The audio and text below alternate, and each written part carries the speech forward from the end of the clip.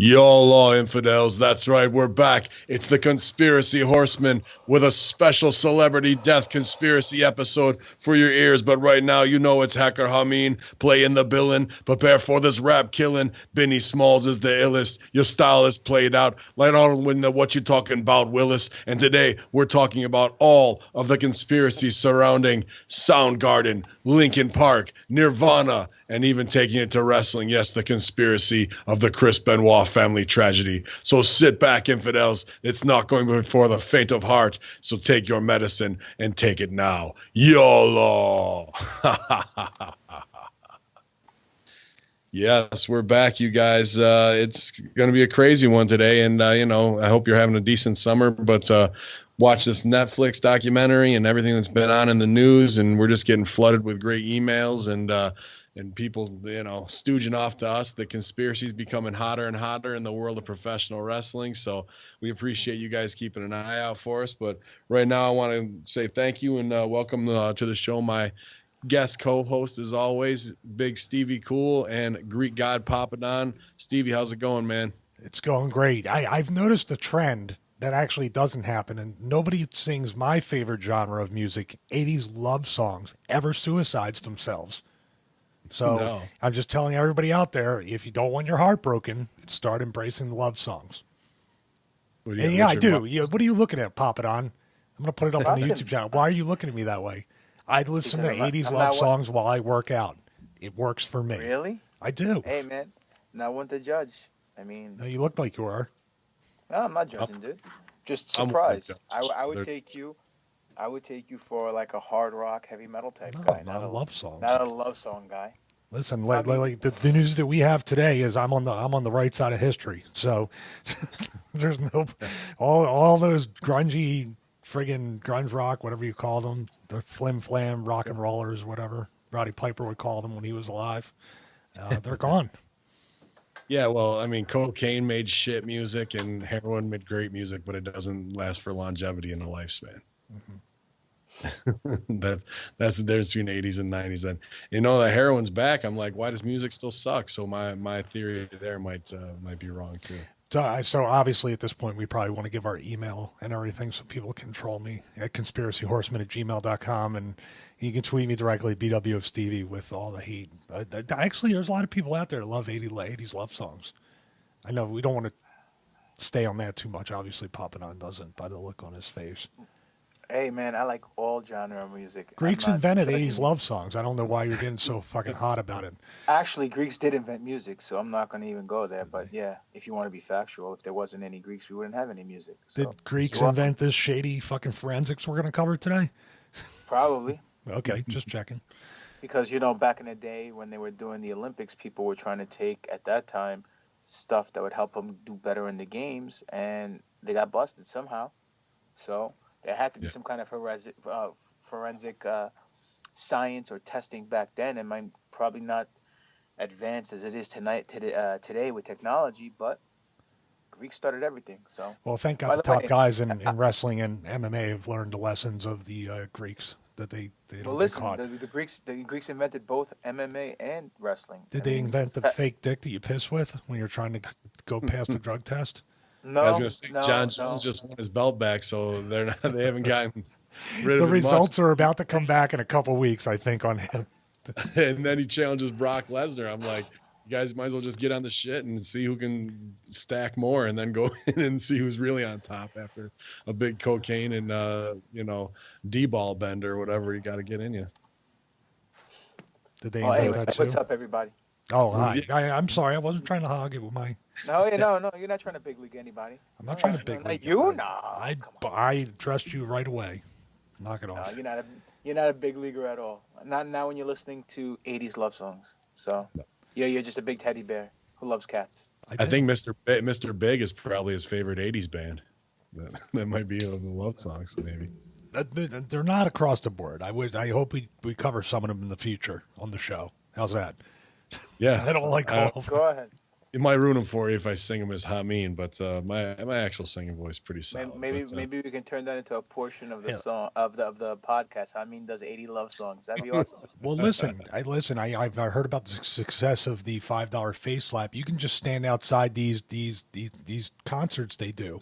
They're a big revival, big retro tours now, and you can pretty much set up a stand like the bootleggers do with the T-shirts.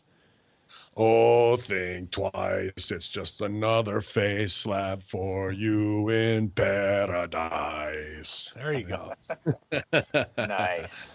Give it to him. So, yeah, man. I mean, like what you like. We, well, you guys do. You put on underwear and boots and roll around with each other. I wear full camos and wear a shirt like a man, like you would in a fight. That's how I dress. So, you know, who's to say what anybody really likes to do in this life? If you like 80s crap music, like it. You know, there's plenty of bad hip hop songs and, you know, pop songs from the 90s that Greek God Papadon will do a choreographed dance to. He's a big Backstreet Boys guy. So, I mean. Actually, no, I'm more of a hip hop guy, dude. Yeah, well, listen, I'm gonna you always go. I'm gonna go out with lyrics on this episode. You're not gonna do it. I'm gonna take over the show at the end. Let me find a song here. I'm gonna go with. Well, it's been a hell of a ride, boys. That's it. Nice knowing you guys. Yeah, man. So, but before we do get to it, Stevie plugged the mailbag earlier, and I was in I hacked the Conspiracy Horsemen at gmail.com account, and saw we got a couple new ones in there, you know, saying thank you for reading their stuff in the air. But there was one that kind of stuck out to me. Stevie, you got that up there in front of you? The one about the transmission from 1977? I actually have a Papadon, shit on me for a few more seconds while I pull this up, please. I'm sure you'll be able to pull that off with no problem. I just have. You're just making it too easy for me, bud. No, I haven't. You're just making it. Listen, I have a new computer here. We've upgraded, so the big money off the T-shirt sales. Is all you have to do to make things real. I got the lyrics up. I got the lyrics up on this train wreck for the end. So just lay out for me. All right, this is from Jesse Matthews. Big fan of you guys. Thanks for all the hours of free entertainment you provide. You mentioned it briefly during the Clinton Crime Syndicate episode. That's really popular on Facebook, by the way, guys. But I would love to hear more of your thoughts on fluoride being in tap water. And as someone who drinks a lot of water, is there anything I can do to protect myself from it? Do any of you know a good filter that actually works? Whiskey. I don't know, man. I actually do have an answer for that. Go for it. So enlighten us there, Mr. 80s love song guy. I will. I'm going to start quoting my Big Stevie Marks. The Berkey water is as silly as it is because it's on the Alex Jones show. I'm spitting out good information here, so lay out for me, Papadon. Okay. That's it, a word. I just thank God you're in a stationary position. So, the Berkey water filters is what I was using for quite a while, and it comes in a big kind of container that you would. It has two big black filters for the fluoride. They're charcoal filters, so it'll do fluoride. It'll do other minerals and carbon-based stuff. It takes out a lot of imperfections and impurities, so you can get that on Amazon. And it's not cheap, but when you add it up, if you're going with the Brita ones and the zero waters, which really don't have a high elimination of all the impurities, so the Berkey ones, I think it's Berkey, but look for it on Amazon. They're usually the good ones are usually between $200 to $300, but wow. It holds a few gallons of water. So if you live in an area like Florida that might get hit with a hurricane or something like that, at least you have some clean drinking water for a little bit that you can go back to if your water gets shut off, or if you're just a deadbeat and your water gets shut off, you'll have some water. You save a little bit of money. Stand back. There's a hurricane coming through. Thanks for the shout out, Hurricane Helms, on putting over the Conspiracy Horsemen logo that you can get our new T-shirt over at Stevie Richards Pro Wrestling Tees.com store there. I'm pretty popular, and GGP drew it up, and then I made it digital. I hacked it, and the boys are liking it, so you should too. And that's why. And thanks for pointing out that the show's free, because we're not out here to just be leeches, but it does help us support and do what we got to do for our time to bring you guys free content. And for me, it's always, like any wrestler, gallons. I got the old Poland Spring and, the Polish invented water. So it's spring water, and I'm trusting a label, but anything labeled spring water is supposed to be all filtered and pure that way. I don't know if there is a shot in there. You can always see in the gallon aisle that with or without fluoride. Never would I choose with it. I have a Brita just because it's easy, but I don't usually even drink out of that much anymore. And I'm just probably should be more conscious of it. I'm not ready to spend $300 on a water filter either. So I figure if I haven't been shot at a show yet, then fluoride ain't going to take me out. Yeah. Well, with fluoride, just to touch on it again, because we talked about it in the episode, that's actually one of the ingredients in Prozac. So that's the theory behind gimmicks. And it was originally used by the Nazis in World War II to control people. Was that before or after they joined NASA? Before. Probably both. After, when they got in the skies, they just started putting in the skies, which you sent us. That kind of got me hot, man, because you sent the chemtrail pictures, right, in the chat that we have. And because around here where I was, where there's a closed military base and 2 airports, one that's functional and one that's private, they were spraying like crazy, probably 2013 to 2015. And now there really isn't any chemtrails going on around here because I think people were just too like, what is going on, and too many questions. They really stopped it. So to see that yesterday really triggered me to be like, God damn, it gets me hot to see those lines in the sky. It was absolutely beautiful. When I was looking up, and it was like the first clear day that I've seen in a long time, because there was a haze, as there seems to be building all the time when you look up in the sky, but it was as blue as can be. And then when I got out of the gym and I was driving back, I just saw streaks. And you saw the part of the sky where it started to disperse and kind of haze, in the sky. And the sky stayed. By the end of the morning, the sky was not blue anymore. It was really strange. That sucks, man. It's really bad. And the more people out there who see it and you think it's not, it's weather control, and it's fluoride, Prozac, and barium, aluminum, strontium, whatever else they're pumping in the sky. And they wonder why, there's more kids having more and more issues, whether it's from allergies to ADD to, we can get into vaccines, just pumping more and more of these heavy metals into us, and then ones that should keep us sedated so we don't rise up like Greek God wants us to and revolt, So when it comes to fluoride, try and decrease as much as you can. I don't want to keep plugging InfoWars either because they're not doing anything for us. But at the same time, he's got fluoride-free toothpaste. So it's in everything. If you're going to brush your teeth, you got to find an alternative solution. I know that baking soda tastes terrible, but sometimes you got to make a tough choice until we force their hand. But unfortunately, they got the masses locked down with that. Greeks invented chemtrails. Yeah, of course. I'm just going to keep invented everything. Exactly. Yeah, here's the email you were talking about. It's from Greg, Greg, Hello, Horsemen. First off, great job, Ben Hamin, for the content you're releasing on Hacker Hamin, from the Conspiracy Horsemen to the Impact Attack and the PW Hustle shows. Keep up the great work. Also, great job, the Greek God Papadon. No, that can't be right. Is that what it is? Okay. Yeah, I think so. I thought I need glasses, I think. Keep on repping the motherland of knowledge. Stevie Richards, huge respect for what you've done in this business and Big Sal. My thoughts are with you, and I hope you pull through any of the challenges you're facing. My main reason for writing to Fine Horsemen and any guest who are on is what are the thoughts on the 1977 broadcast intrusion of ITV's Southern Television Station? Now I remember what that was. Now talking about ITV. The incident began sometime in the evening, and then a voice who goes by the Vrillion appears asking viewers to get rid of weapons in a short amount of time. There's also a religion behind it called the Ashtar Command, which was made decades earlier.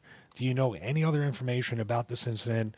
Is there any legitimacy behind the intrusion or the religion? And where does this rank to other broadcast intrusions, in your opinion? Take it easy, Horseman. Greg Miron, or Miron, Miron. I do remember that now. What's that? I said Greg Moron. No, but great email, man. Great way to keep the support up. That's awesome. Yeah, but you know, that was a great email, man. Thanks for putting everybody over there, and we miss Big Sal too, man. Hopefully he gets back to us as soon as he can. He's got a lot going on, and maybe a big trip to Ireland. So if you see a giant walking around over there, don't try and Don't get him with kill a him. spear or nothing. You know, it's just Big Sally boy. So go ahead, Stevie, take it. I just remember it. Hey, I don't know if it was part of a. See, it's weird because I always, when I first saw that, I thought, well, David Icke cover something like that? But I don't believe he ever did in one of his talks, presentations, or videos. But I do remember it coming up just out of nowhere in a related video, and it wasn't even that long ago. And I remember seeing it, and I was just like, it's creepy. It's almost like they took that particular thing and then like dabbed in like scenes of They Live, like something that They Exactly. Live stole from, something Yep. that Scanners. It reminded me of all these different horror or suspense type movies that they took that eerie tone that people saw, and it was really not that long. But what happened was really quite profound back in '77 to be able to hijack something and do that without the technology of we got the hacker here, so we know. I just find that in '77 you really couldn't do that with all the terrestrial equipment. Computers weren't really an everyday item, so it was really very strange at that time to have somebody hijack a TV signal. That's my opinion. I agree, and it's definitely, I think They Lived and Scanners pulled right from it, and it probably had a big impact on the time of sci-fi kids, how that trickled through the magazines or whatever, because it wasn't any instant gratification of going on YouTube and being able to hear it. It had to be word of mouth, and hopefully, you know, there wasn't even VCR to really record it. It had to be played back and stooged off via a bunch of different underground channels that way. So to interrupt the signal and do that was definitely, you know, hard to do to tap into that and that message at that time. And that's really what sticks out to me. I mean, it's cool of Vrillion, and they put themselves over as interdimensional beings, which is not just your UFO, right? And they say, you've seen our lights in the sky and we've been watching you for a long time. And they have that same message, even back then, of you're in the age of Aquarius, age of Aquarius. All right. And, and, you know, it's lay down your weapons, become peaceful, become in tune, and you'll be enlightened and be able to take your whole race of humans to the next level. We want you to come here, but you're so inundated with hate and being controlled through consumerism that and being run by money by your masters that you're not seeing the bigger picture. And right now we're offering you this opportunity now. And they said there's a slight window for us to get to there. I think we've squandered and blown that as we're launching ICBMs at each other right now. But what's strange to me and what's great to me is the message of enlightenment, and to get there, and it's about being in tune and being and embracing love, which is the same thing that you can see on Gaia with the Corey Good, Dave Wilcox messages, with supposed missile silos getting shut down and going black. You know, they don't want us to end our humanity, our race along those lines.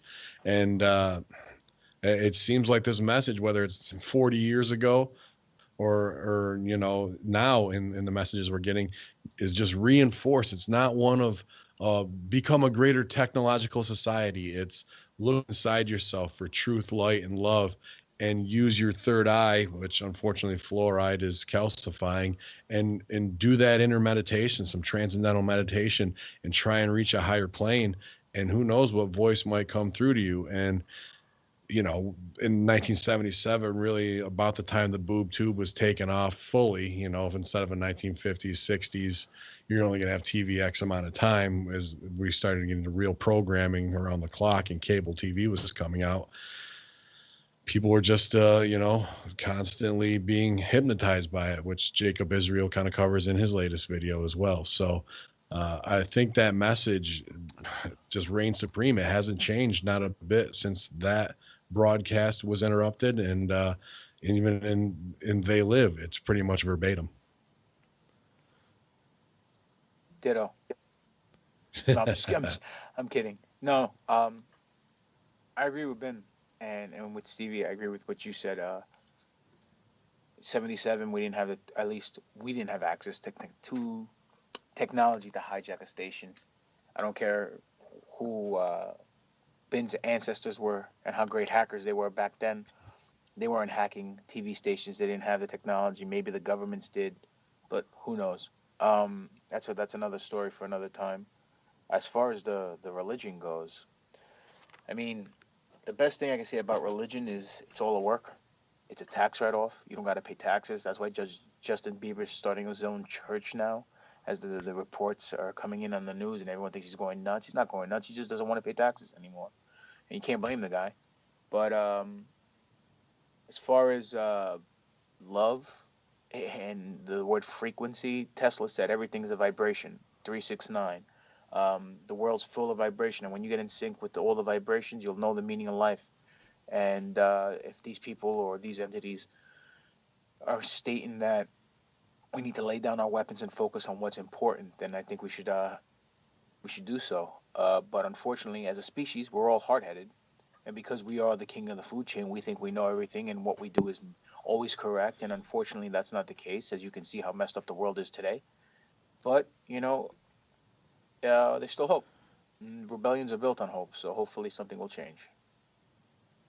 Yeah, I think you're spot on with that too, man. And Hacker was born in 1977, so coincidence? I don't know. Probably. No. I was born. GGP was born in 77 as well. I was born in 71, man. I am old. 22 days till the Hacker turns 40, you guys. It's going to be a rough one. Oh, goodness. So, but we're pulling through, man. Give you a quick second, too, because I can pose down and feel good about it. But well, that explains why you wake up at 3:30 in the morning and go to the gym. Old people always wake up old. Yeah, early. Oh, dude. All I need is a fucking farm. That's all I need. I need chickens. We've been talking about it. Yeah, but I heard you like to milk bulls, so I don't know. Really? Well, money. I should be in Washington D.C. then, I guess, huh? Or in the Vatican. There. I should be raking in money. Should just be a pile of money under this desk that I should put my feet up on. And Vrillion actually said get rid of money too, so that's part of it too. When it comes to the church of them, obviously been well stated my feelings on religion, but if there is a church where it's not about, or if there is a religion based around them of it's about getting in tune with frequency, truth, and yourself, then that's pretty much what conspiracy horsemen are all about. Anyways, we don't need a building and whatnot. You can do that on your own. Now, if you're praying to interdimensional beings or trying to contact them, so be it. You don't need to flex that and put it into Scientology or whatever other goddamn thing that's going to be a way to wash money. That's something you can get up and do at 3:30 in the morning when you get up to take a leak and go work out. Do your transcendental meditation. There's plenty of videos online where just doing strange sounds and vibration that you can make with your own, well, maybe not Stevie after all the neck surgeries, but with your own vocal cords and putting your teeth between, or your tongue between your teeth and lightly biting down and vibrating your skull.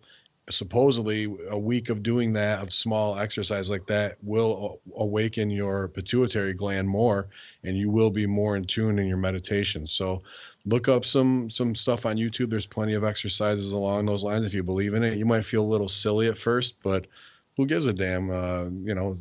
Feeling silly is just an emotion, and it's another one we should maybe embrace once in a while. Yeah, funny. I listened. Well, I'll give you a little bit of a timeline. I think one of the best videos to fall asleep to. There's an 8-hour delta wave video on YouTube. You can just put your phone down or your tablet face down and listen to the delta waves. And I kind of had to go to that because I was watching 9/11 Loose Change. And every night my wife would wake up because the people would be screaming, Jesus Christ, and the buildings would come down. Coming down. And it's about an hour into it. So like that particular part. So we were good in the sleep. And I was like, I don't know why I keep having like nightmares and bad dreams. She's like, you keep watching a thing where people are jumping out of buildings and people are screaming. And then she's like, you need to, I said, oh, you actually make a pretty good point. Yeah, that's what that. I mean, it explains a is, but lot. it's shock therapy too, man. Because when they say never forget, that's the kind of stuff that drives us to do what we're doing right now. Because if that shit gets swept under the rug, then you can't go back. Not to say you need to, fill your head constantly with images of pain and suffering, but at the same time, it keeps you aware and keeps you sharp, man. But yeah, hopefully we can all move towards that interdimensional message. I'm not sure if they were real or not. One thing that kind of pops me is every time there is something like that, the interdimensional being, and this is the worker in me saying it's a work, has a slight British accent. So interdimensional beings possibly from London, I mean, so It's Mary Poppins and Mr. Belvedere all in one. Nice. That's right. We got one more email here, and speaking of, you're talking about religion, this is kind of a crossover into charity, that kind of being having veils that are lifted off it every once in a while. This is from DeMarco. Hi guys, big fan of your work in the ring, and with these conspiracy podcasts, keep exposing the possibilities and opening the eyes of people stuck in the matrix. That's a whole show in itself right there. I'm writing to find out if you guys have discussed the doc on Netflix called What the Health. It's a look in the rabbit hole as far as major foundations like Susan B. Coleman giving misleading info on healthy foods to put in your diet. It definitely exposes some major links from foods they promote as healthy to cancer. Keep up the good work, guys. And we watched that guy's reaction. Remember, I sent that doctor's reaction to the What the Health doc? Yeah. So, the quick answer on that. Remember when Punk got in trouble for saying that the cancer charity was all big work? Yeah. Remember he said that? And they got really hot at him about it. But I was looking it up after I read that email and you guys were talking. The CEO, there was a big scandal about this from like 2012 to 2015, I think, with Susan G. Coleman. They did some kind of audit or some kind of thing saying that like not a lot of the money, like they were saying like less than 20% in some of these things. I don't know if that number's correct, but the CEO salary was $684,000 a year. So it's run like a business. And I really do. I don't trust mostly any of those charities as far as that's concerned. Talking about Feed the Children, all this other stuff. Very little, I think, really goes, because there's no money in the cure anyway. I've always believed that. You guys have talked about that too. Why would they want to cure cancer? The money's in the chase. The money's in the chase, and it's like in wrestling. And in some sick fuck's mind, it's population control, and they can get more resources and food and all that stuff in their belly because these people are dying of cancer. And they're not eating foods with high fructose corn syrup in it, which was inundated into everything in the last decade. And I saw in the Susan G. Coleman with the NFL, those jerseys they'd sell for any team to obviously bring women in and pluck to the heartstrings. $100 for a jersey, less than $2 was donated for that, just to the cause. So it is technically less than 20%. If you're looking at those. No, I'm just saying with the. He's right. Wow. So I'm not the guy to put Punk over ever, but he's spot on when it comes to that. I mean, he can use his asshole power for good once in a while, and enlightenment like we can. So definitely be wary of any of that kind of stuff. I don't care if it's the Heart Association run walk that you're doing or whatever. Go participate if you want to, get that. But if you're worrying about the money and going to really donate, you can find a better straight up cause instead of these slush funds that operate out of DC most of the time. Anyway. So if you think we're bitter, we experienced every single shitty fucking phony fake one for wrestling shows. So don't say we're cynical. We've seen it firsthand. Unless it's for one person, like someone going through something, then I've seen them keep the money on that too. It's brutal. Man. God, Papadon. It is.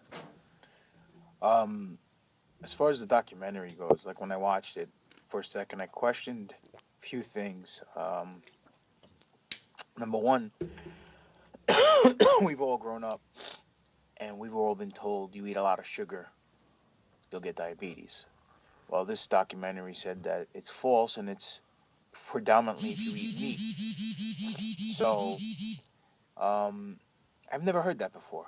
And the fact that they had these doctors saying that meat causes diabetes, made me raise an eyebrow and say, what the hell's going on? And I watched the whole thing with an open mind, and it basically came off like as a big advertisement for a vegan lifestyle, and people want to be vegans, that's cool. People want to be vegetarians, that's cool. People like to eat meat, that's cool. I'm not one to judge. I'm not one to tell you how do you live your life or what you should do, because what works for me may not work for you. But first thing that was a red flag was, if you're going to do this documentary, you're not going to look like a goofball doing the documentary. And the guy doing the documentary is stuffing all his long hair in his hat, and he looked like a punk surfer kid, and it came off weird. I mean, if you're going to be someone who wants to get a point across, at least dress the part and clean yourself up. That's the first thing. Presentation from the guy who was doing the whole documentary was weird. Second thing was, it put a little scare in people. I mean, I was sitting back saying, wait a minute, could this guy be right? And then I saw videos that debunked the documentary, and then other videos that debunked the debunker. So it's just another game of cat and mouse, just like everything else. Because let's face it, at the end of the day, what's the point of the documentary? To make money and to hurt these companies that are making money right now. And you know what? At the end of the day, whatever, if it's veganism or selling cars or UFC or whatever the case may be, it's all a work. Everything in this planet is a work, because it all comes down to making money. Everything is a business. Religion is a business. Buying food is a business. Medical and medicine and cures, it's all a business. Fundraising's a business. Everything's a business, to the point where, the greed factor of making money has consumed everyone to a point where the cause of what people are doing a certain thing for has been rejected or ignored. And basically, people are just slaves to currency, whether it's dollar, euro, yen, whatever. And what happens is this piece of false paper becomes their idol and dictates their lives. And at the end of the day, all the money in the world is not even real. Because if you really look at statistics and you want to use logistics and just logic in general, the amount of debt that countries have, if you combine all the debt in the world, it outweighs the actual amount of money 3-to-1, maybe even 4-to-1. So how can that ratio be correct? How can we only have $10 in the planet and have $30 in debt? Obviously, it doesn't pan out. It's a scam. And what people need to realize is that the sooner we get rid of money and we hit the reset button and we try to come up with a better way of life, the sooner things are going to improve in the planet. But as long as people worship currency and worship the dollar or worship the euro or worship whatever form of currency that's out there, nothing's ever going to get resolved. So it's all a work, because that's what it's a work within a work within a work. Yeah, 3 levels. You got it, man. And that's pretty much where I'm at with any of these big charities. It's not us being addicted to money. It's us being addicted to the feeling of giving money. This is the work of it, of giving money. Oh, I did something right. I'm absolved of being an asshole in my life, pretty much. So, if you're going to do something to really make a difference, it's about donating your time. It's about taking somebody less fortunate out to a wrestling show and, hopefully not having to watch one of my matches. That wouldn't be a good thing. But, these guys along those lines and making some time for you to do something charitable, not just, oh, I'm a better person because I got the T-shirt and it's got 15 local sponsors and 4 of them are banks on the back of it and shit like that, and you ran a 5K. You're really not doing shit at the end of the day. And if you want to get to that level of enlightenment where you really are changing somebody's lives, there's plenty of people right on your block, whether it's some older person who helps needs some house maintenance or getting their lawn cut, or even helping an old lady carry groceries out. At least then you did something and you were in the moment doing it that way, and that's when you can really start giving back, because the billions upon billions dumped into cancer research and where we're nowhere further, really, that should just speak volumes. So, but I appreciate all those great letters from the mailbag, guys. Keep it coming. Yeah, conspiracyhorsemen@gmail.com, and thank you so much to everyone who's contributing that way. The other thing I wanted to plug before we get into the main show is you guys sent that Jacob Israel video. It's so good. Predictive programming for these new shows that are coming out. And I just watched the movie The Circle. Tom Hanks and I can't think of her How name. was it? A lot of people shit on it, said it wasn't good. It was good, dude. I And wanted it's to see pretty it. much it's Facebook if it comes to the next level with these predictive programming apps. They do that exact thing that he's talking about, where the next wave of us as people, as us in 1984, is becoming stooges on each other and recording in real time. And police departments are already using this, where they'll put somebody's picture out there who did a crime within 6 hours, and they got him on camera.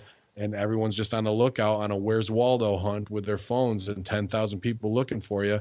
And in the movie, it's verbatim. She's on a stage like Steve Jobs doing an Apple seminar, and they go, here's our new AI app. And everyone who's tied into the circle, which is really Facebook, let's look for this person. Can we find him in under 20 minutes? And the alert goes out across the board like an Amber Alert would. They track this lady down, supposedly left her kids in a closet so she could go to Vegas, and the kids died. I mean, it's fictional in the movie. And they track her down, and she starts to run, and then everyone's chasing her down the hallway with the phone on, and boom, they catch her right like that. Then they try and do it with one of her friends who's not a bad guy, who was just trying to be off the grid, and it becomes like a popularity scavenger hunt, and he bolts and runs and then drives his car, has a car accident, and the car goes off of a bridge, and he dies. And it's like, showing the both sides of just the obsession of, can we find him? We're using the app, and not thinking about your consequences. So they gamified crime. Yep, and that's what what this whole new Jeremy Piven series called APB, and there's another one coming out on NBC and CBS. And it's exactly that. And it's predictive programming to get to 1984, where if you've read Orwell's 1984, Mrs. Parsons' kids are like little Nazis, the Hitler Youth, and they've got all the spy stuff. And they scare Winston by calling him a traitor or what have you. And he thinks the police are going to come and vaporize him and eliminate him. And that's what they're getting to. So even if somebody thinks, oh, he's on the Conspiracy Horsemen, and they stood me in, and he's got this picture on his wall, and they turn my car off, and they come and take me, and off we go, based upon that. And it's all right there in the new Jacob Israel video. So check it out. Well, you got to think about it in social media. That's kind of what happens when we put up a show like we did the Clinton body count, or if someone does something that's outside and not towing the line of what mainstream media or what they're told to believe. That's what happens. Everybody gangs up and polices, the thought police. You're not allowed to think. So they try to do that until somebody shuts it. If a kid's different, for Christ's sake, that's the bad part. A kid who's getting cyberbullied on top of being bullied for real, they can never get away from it, and they have no sense that it's just a fake virtual world, and they end up committing suicide. So it's kind of the same thing when you have that mob mentality, which, by the way, The Simpsons predicted that too. The Simpsons seems to be the litmus test for that. But Mary Shelley predicted it with Frankenstein. That too, yeah. But what I mean is, like, this is already kind of happening on a social media level. We've already been conditioned to kind of, hey, keep your mouth shut, because all these people are going to pile on you if you think differently. Well, look, from my point of view, I see pros and cons with this situation. Number one, if they're able to help, if a criminal's out there and you're able to catch a criminal a lot easier because you threw something on social media, it's no different than what America's Most Wanted used to do on the television. Absolutely no different. Instead of calling in and talking to America's Most Wanted or somebody because your neighbor is really, Henry Hill or whatever the case may be, it really isn't any difference. It's just another step higher on the ladder, another rung higher, because now technology has advanced. So instead of it being on a TV and you're calling in, it's on your phone, on social media, and you can text it in or take a picture and let the cops know. So it's the same. The difference is wait. Let me finish before I forget. Let me finish. On the other hand, the con is, who's controlling this? Who's throwing the pictures up there? Who's saying who the criminal, what really happens is? And unfortunately, the statement that was said in the Jacob Israel video, which was very true. Everybody wants to be part of something meaningful, whether it's right or wrong. And no one knows what's right or wrong until the evidence presents itself properly, because it's really supposed to be innocent until proven guilty. But when when people who are not police officers or are not part of the law system take the law into their own hands and become vigilantes, you throw someone's picture up on there and it's the wrong person being accused of a crime, and a mob attacks this person thinking they're doing the right thing, but in actuality they hurt this person or accidentally kill this person, then what happens? You know what I mean? So there's a pro and there's a con. That's exactly what they do in the circle to show that. I think the issue is, GGP, is not how America's Most Wanted would be going through the FBI's 10 most wanted list. Now it's who gets to decide who's a criminal in real time and what that information is. And maybe they got the wrong guy, and you look like public enemy number one who just stuck up the 7-Eleven, and people, the facial recognition gets it wrong, and then you get the wrong guy completely in the mob mentality, and off to the races we go, and then something terrible happens. Or it is just a thought crime, and you're not going with the stream of things, and they're like, oh, he's stepping on a line, and stooge on him. He cut this video or that video, and off we go, man. I think it's going to spiral. There was a little bit of a gate there. Now it's wide open. The floodgates are wide open, and it's just getting people ready with two, not one, but opposing networks, two new shows, putting it over right after the Circle movie. I mean, if this doesn't scream CIA is funding this, you know, what the hell else does at that point? I agree with you. I totally agree with you. I mean, let's put it this way, right? Instagram, what is it? It's really facial recognition. What's Facebook really for? It's a tracker, so you know where you are at all times. The FBI, NCIA, and all the Alphabet City freaking legal people can find you. It's that simple. You know what I'm saying? And we're voluntarily giving ourselves up to everybody. And like sheep, that's what people do. Yeah. You know, because they don't care. I'm in gimmick constantly on Facebook, and no one stepped to me yet. So, you know, I'm either doing the work they want to do, or else they're slacking on their pimping. So turn it up. Well, here's a question. What is crime? Like you just said, pre-crime, all this stuff. What is crime? What is going to be crime in even a year or 5 years or 10 years considered to be that? And once again, I give an example. Like, remember the whatever people might think about the Sandy Hook stuff, whether it was hoax or not, that's besides the point of this point. But they thought it was the brother. What if they put that out there in this projected or perceived kind of workflow that they're going to do with crime fighting, and they went and killed him in Jersey, but he had nothing to do with it. They released the name of the wrong brother. That could really happen more often than not. And purpose as well. I mean, he killed a bunch of kids. How many people would have went right over to where he worked or where he lived and done him in right there? I mean, you talk about the Catholic priests all the time. You know what I mean? If there was them. No, but you know what I mean. Like, what if you got it wrong and it wasn't a priest? It was actually a regular person. It's a slippery slope you go down, where you can actually murder somebody that's pretty innocent. Oh, you're spot on, and that's the true Orwellian 1984.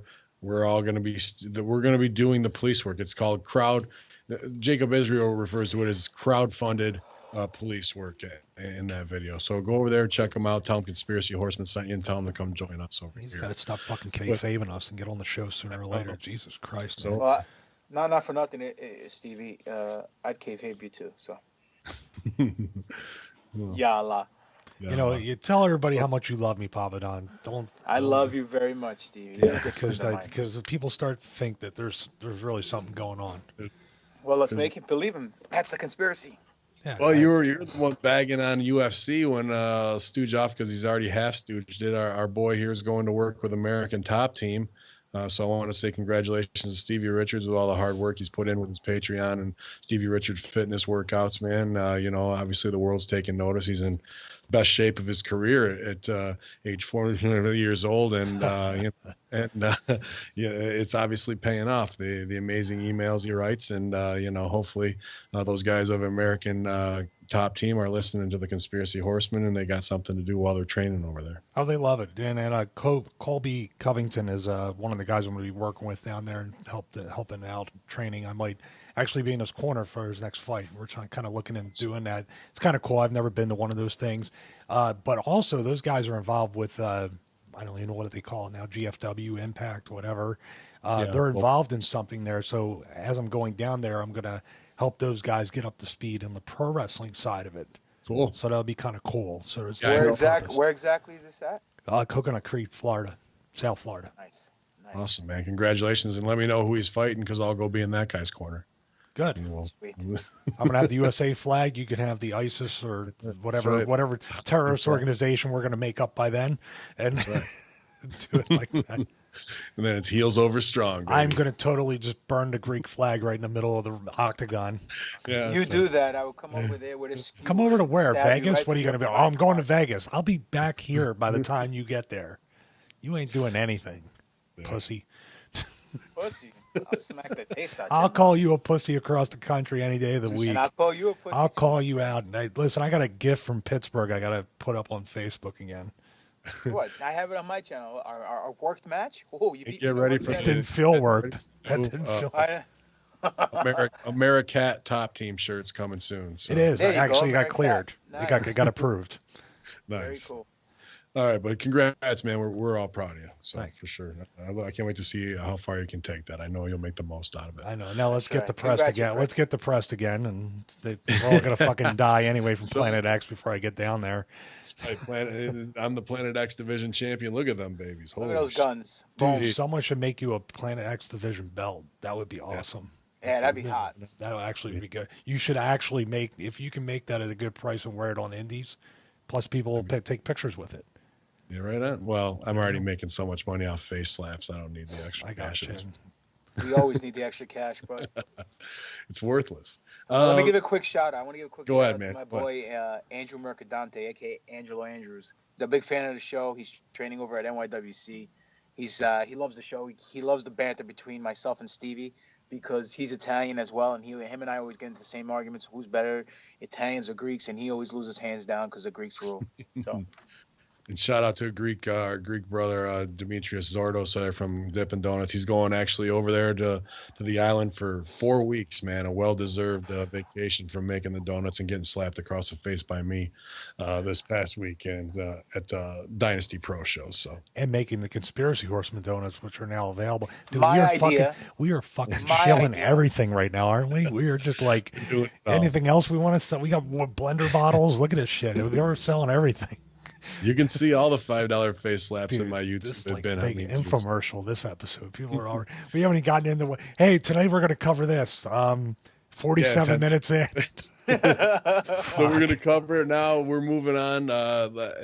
This guy's in so much hot water with John Podesta.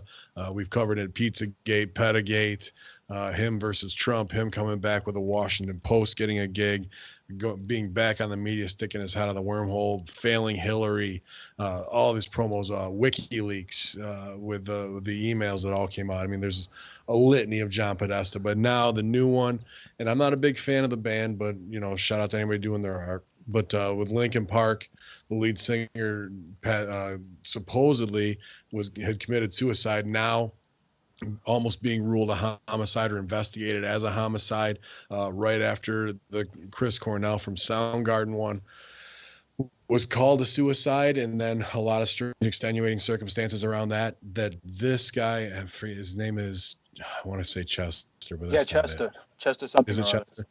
Yeah. From Linkin Park, could be John Podesta's illegitimate child and was molested by him. And he was open about being molested as a child. And when you put the pictures on them side by side, it's almost undeniable. I mean, uncanny. It's from the cheekbones, the eye structure, the nose, and then the way, for me, it's the chin. And there's plenty of YouTube videos out there. You can just look up Linkin Park, Podesta, Conspiracy, come right up. There's some really good ones, just side by side, and that break it down. And this isn't us this is not the internet going, oh, Podesta's involved, Pedagate, Pizzagate. This is being investigated as a homicide that was made to look like a suicide.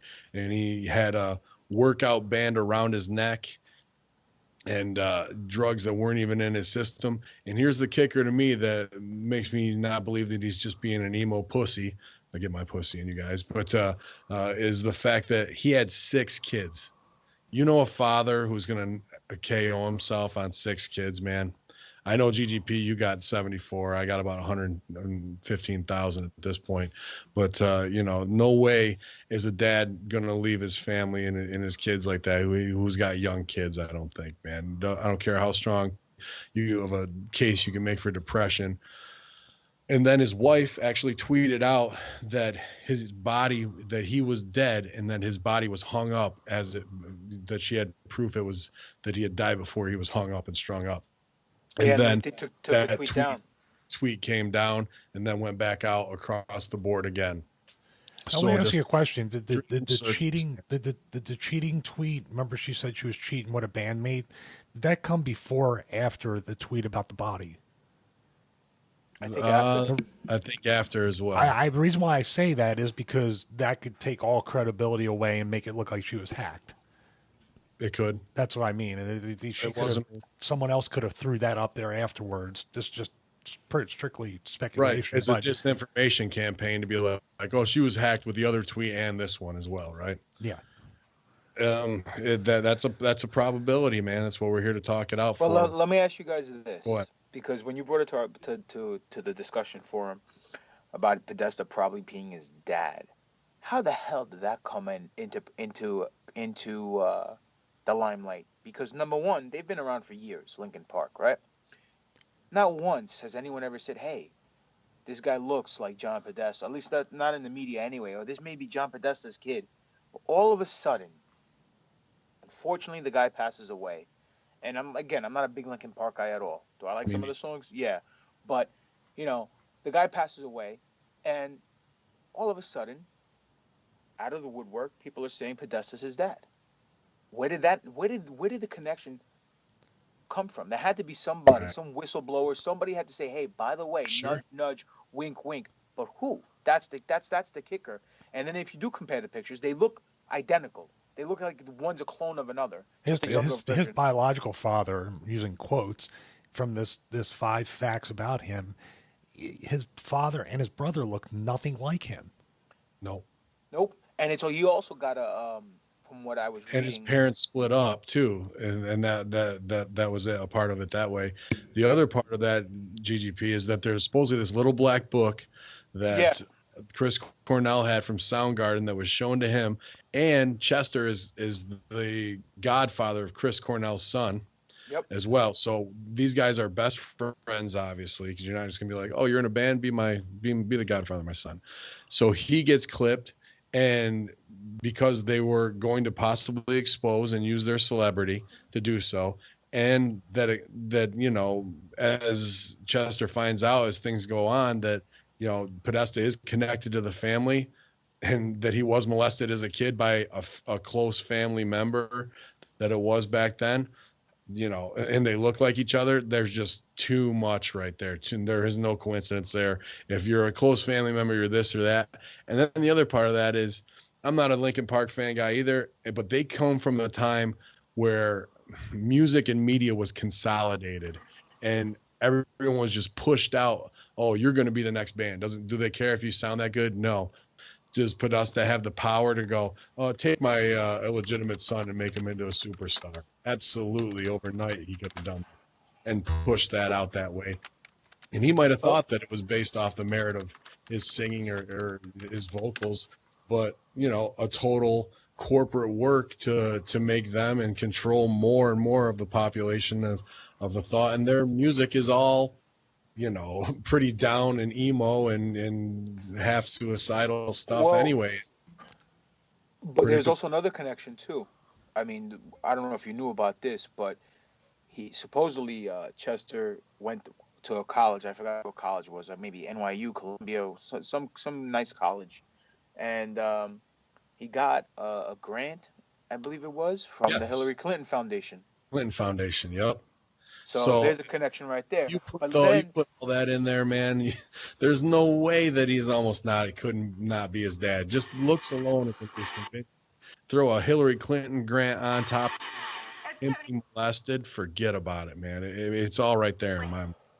But there's also the statement that was released by his bandmates was kind of sketchy too, saying that he was excited about his future, and they were using certain keywords that people can read and insinuate that he wasn't depressed and he wasn't suicidal, and that they know the deal of what really happened too. But the funny thing is, well, not the funny thing. It's not fun. There's nothing funny about it. The weird thing is this, we talk about pedophilia, unfortunately, in the media, in Hollywood, in DC with this Pizzagate nonsense, and then, well, it's not nonsense, but Pizzagate, and then with the Roman Catholic Church, with the religion, and how it's all connected, kid, with child trafficking and all this stuff. Well, how come no one's mentioning any names? Like Corey Feldman comes out, does his thing. Yep. He admits it, but won't name any names. You know what I mean? Blink 182, just that article that we just saw, no names were mentioned.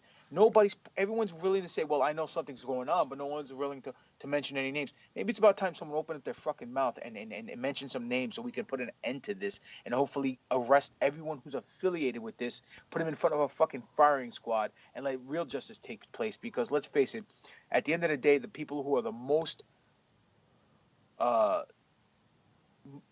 unfortunate and the ones who are affected the most unwillingly are the children. Yeah. And it's not right. And how the fuck are we relying on rock stars in the business like Tom DeLonge from Blink-182 or Chester from Linkin Park, who's his kid and wants to stooge off, or the Chris Cornell from Soundgarden to be the force going forward? Where the hell is law enforcement, who already has Anthony Weiner's computer and is sitting on all this stuff from Podesta, that these NYPD guys and detectives, that their hair isn't on fire and they're just coming out guns blazing to take these guys down and kicking in their fucking doors? And the fact that if you got somebody who's on that NYPD or knows a detective, you're going to a barbecue with them this weekend, you better ask that fucking question, or else you're just almost as mea culpa for not doing nothing about it, because they've already got it. But we gotta wait for the singer of Blink-182 to do a stooge report. Are you kidding me? Like, it's time to burn them all down and burn them at the stake. This is Frankenstein pitchforks and torches time, kid. It's funny because it was a front-facing official for the New York Police Department that had said there is some stuff on that computer that we're looking to take action. And then because of the 24-hour news cycle or whatever it was, nobody pressed or pushed or followed up, and it just kind of went back underground. But the amazing thing is, at Podesta, at his height of his exposure, that's when I figured all this other stuff would come out with this guy being his kid. You're right, Papadon. It is really weird that now everything is being said, because believe me, if they would have came out and said John Podesta also has a bastard child and he's the singer of Blink-182, he would have been ruined. Linkin Park. He might not even have known, though. I'm sorry. Like, in the timeline, he might not even have known until the last couple months, and that him and Chris Cornell, and the way I can see it in my mind is he finds out whatever, let's say April 1st, and it starts going downhill of like, oh damn, this guy is involved in Pedogate, Pizzagate, along with all that, and he's actually the one who molested me when I was a kid, and all that starts to trickle out, and they want to really keep it silent. And Cornell is like, bro, I'll go to bat for you and take and be the whistleblower so you don't have to be embarrassed, right? And boom, they're listening. So they both died. They both died the same exact way, though, right? And he died on the same drugs in their system, and he wasn't taking any along that line of strangulation, and then both made to look like suicide. But Cornell's was covered up a lot quicker, and I think the police department that was on this one said, hold up, wait, you know what I mean? We're not, they're not as infiltrated or as corrupted. Now they're looking at it as a homicide. Which towns did these happen in? Which cities? I'd have to take a look. I think Detroit, is where Cornell had done a show, and he went back to the big hotel there, and that's where that went down. The one for Chester, I'm not sure where that was. I was just wondering if it's if there's any correlation, like if it was Washington police, you know what I mean? Like, okay, that's the same. I don't think it's the same DC or anything like that. It's strange too that yeah, the timing might have necessitated what happened and when it happened, but they weren't unfortunately the huge rock stars they were back when they were really at the top of the charts. There would have been a Right. lot more impact with what they talked about. Like even if he just said, "I was molested, I'm coming out, and I don't want it to happen to another kid," and he was an advocate, both of them, for that. But they really hadn't spoken up even until the past few months, if that. Right. Very And strange. it's just going to snowball in that way. And dude, that Clinton Foundation grant just fucking says it all. I to didn't me, even know too. about Well, that. That's crazy. What about that black book? Where'd it go? Does Yeah. the wife have it? Is that the proof that she's talking about?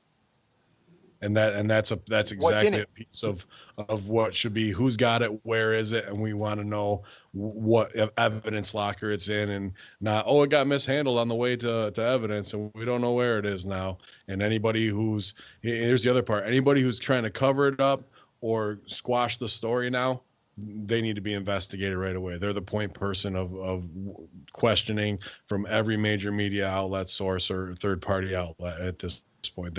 That's going to be where you need to go next to say, all right, here's the person, and then once you can get them to fold and get the dirt on them, you can just start unraveling that string, and that sweater is going to come apart.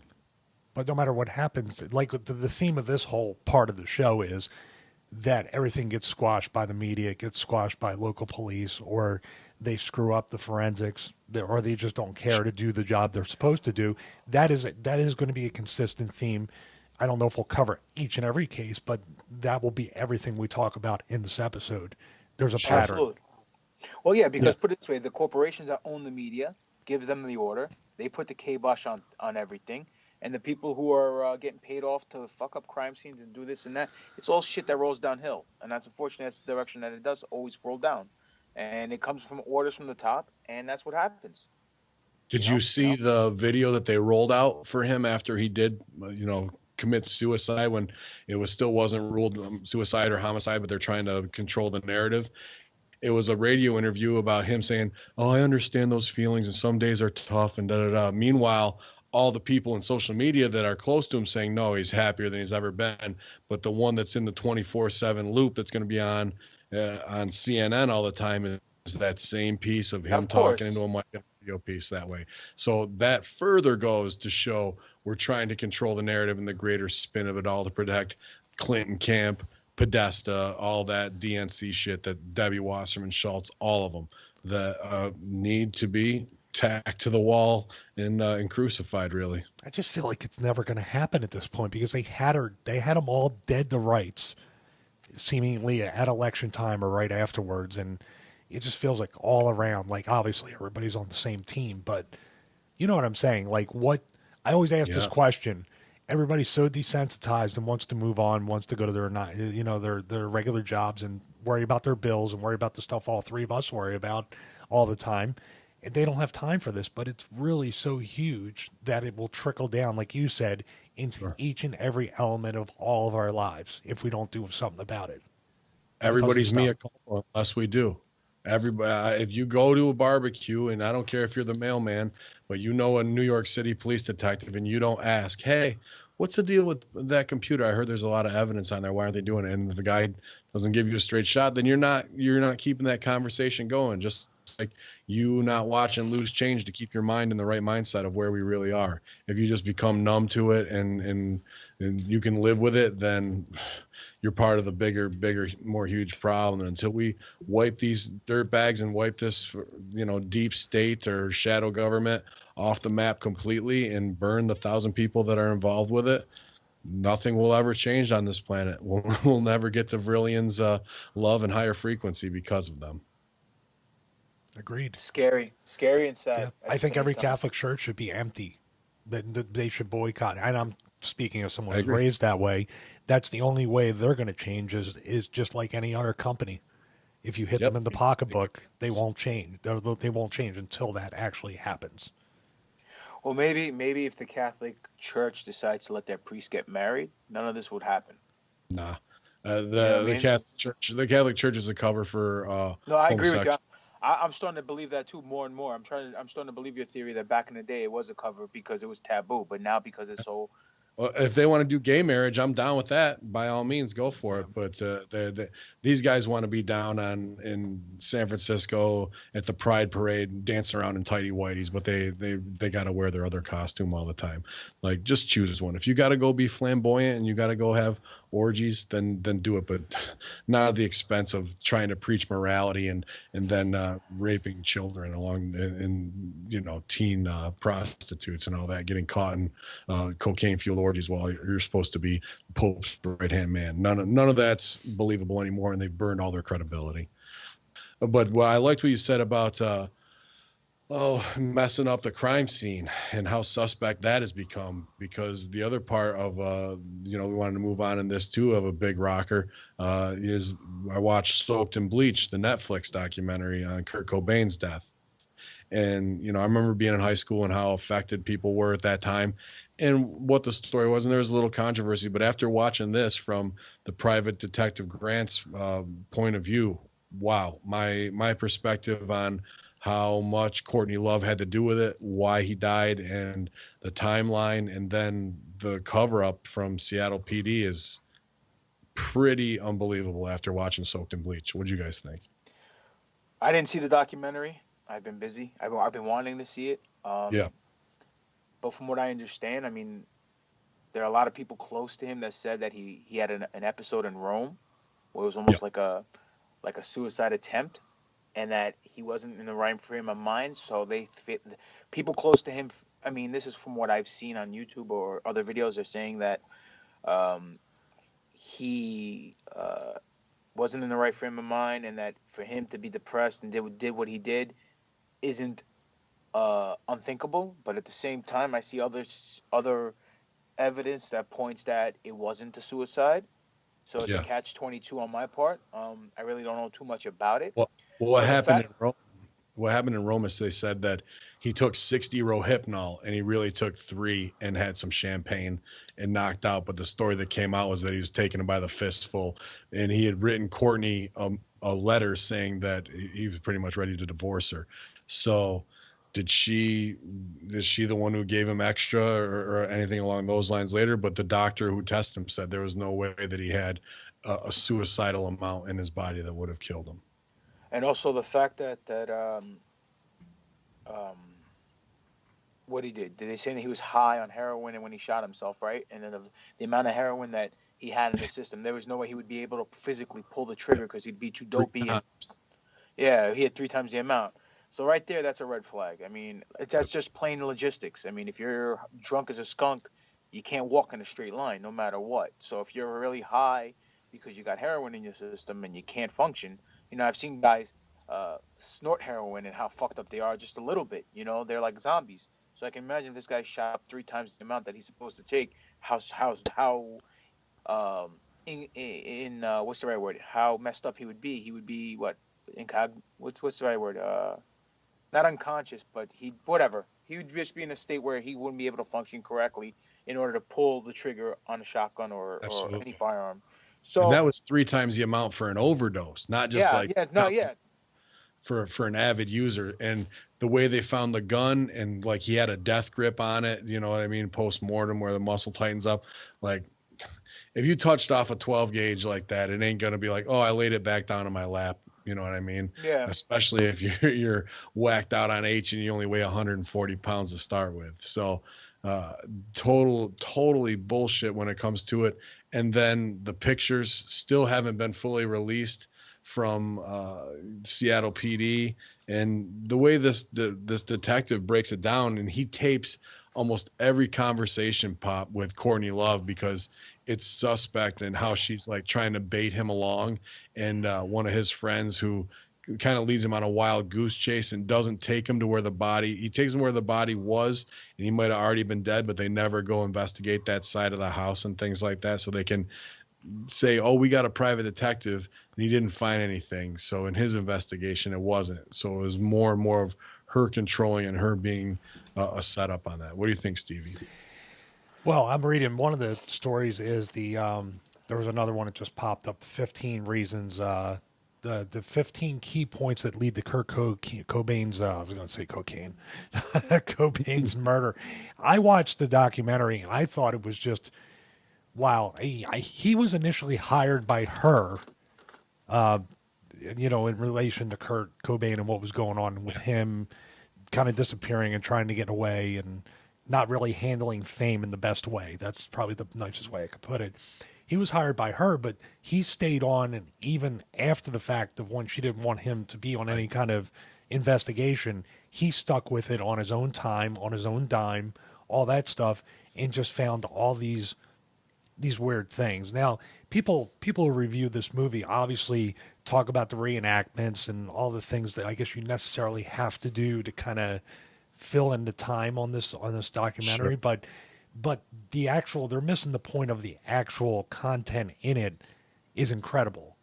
It's enough to where even just the one point that she told somebody that he was divorcing her and she wanted the most vicious divorce attorney, and that there was all these things pointing to the fact that he was leaving her. She didn't want him to leave. She faked an overdose to keep herself relevant in Hollywood or music or whatever in the entertainment. Yep. All these different. Got it on tape. It's all on tape too. Like that's not just speculation. She would ask all these questions about evidence and stuff like that, and what the detective knew to try to probe him to try to figure. I don't quite. It's just a kind of an amalgamation of all the conversations where the theme was she was trying to find out how much closer he was getting to her, it seemed.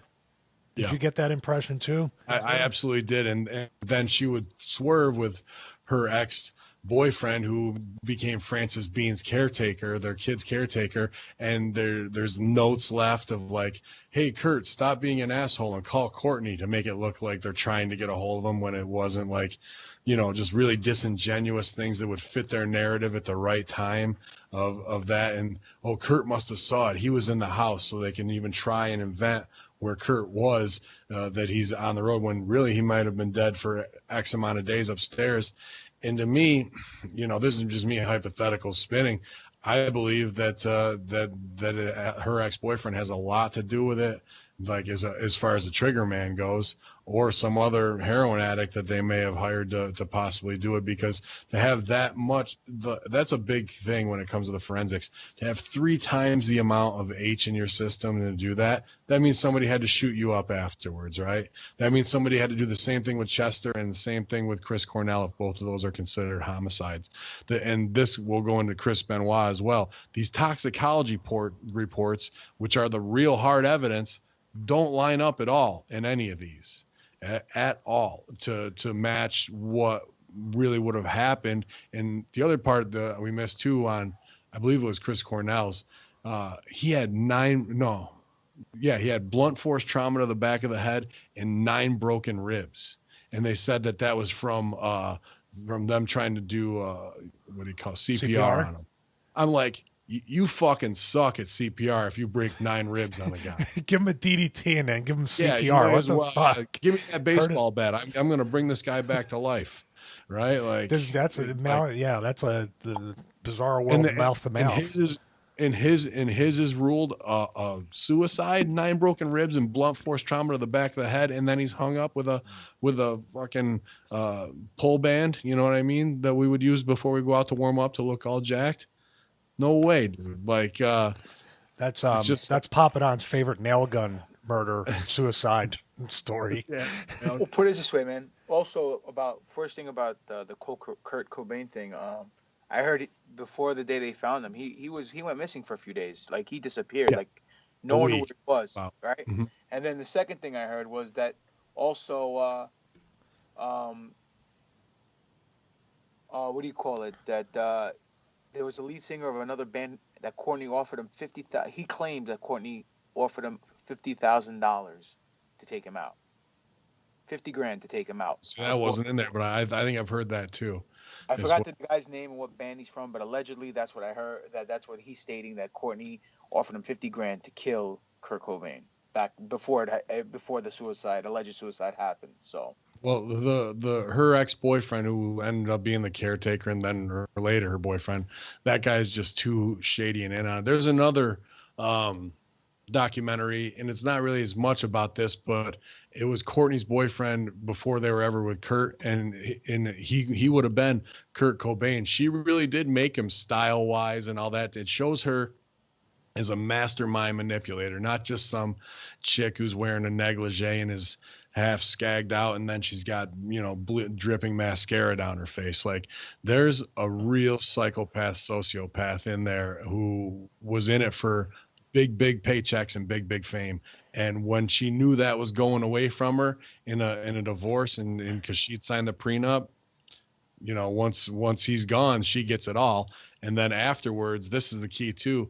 One of her stooges, who the dude was leading, the dude from the private detective around all the time, she paid for that guy's rent for like the next 7 years, all of his heroin, the whole nine, dude. Yeah. Gotcha. Well, put it this way. First things first.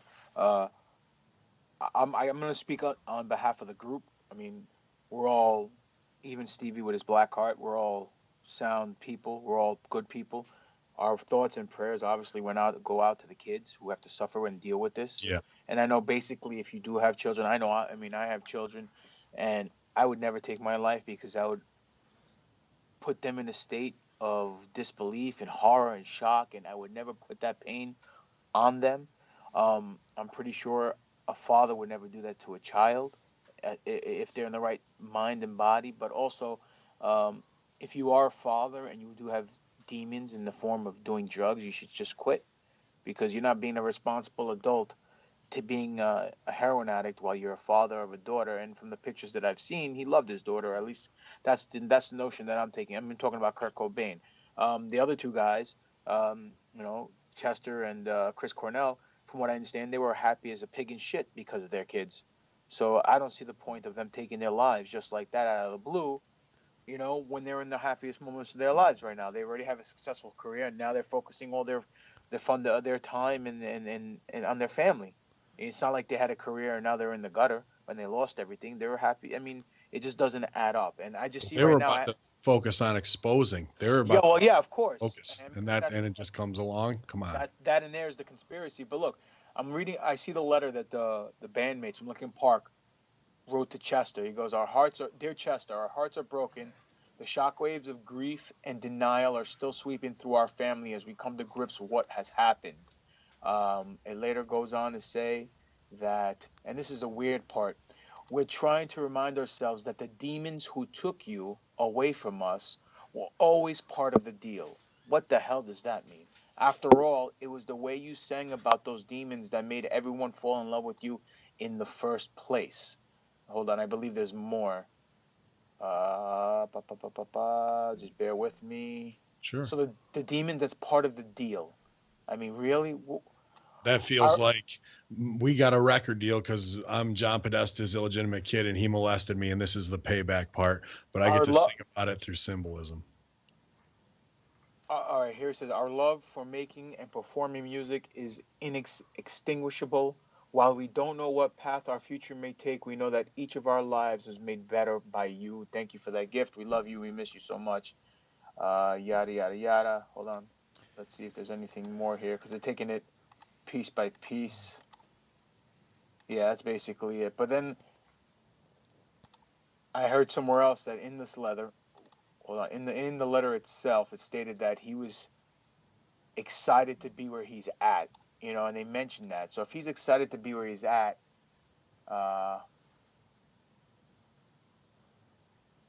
hold on a second. Here, talking with you about the years ahead together, your excitement was infectious. Your absence leaves a void that can never be filled.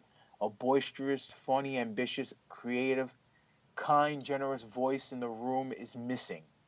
We're trying to remind ourselves that the demons who took you away from us were always part of the deal. So if they were all excited about the years ahead that they're going to have, then the guy wasn't in a suicidal state.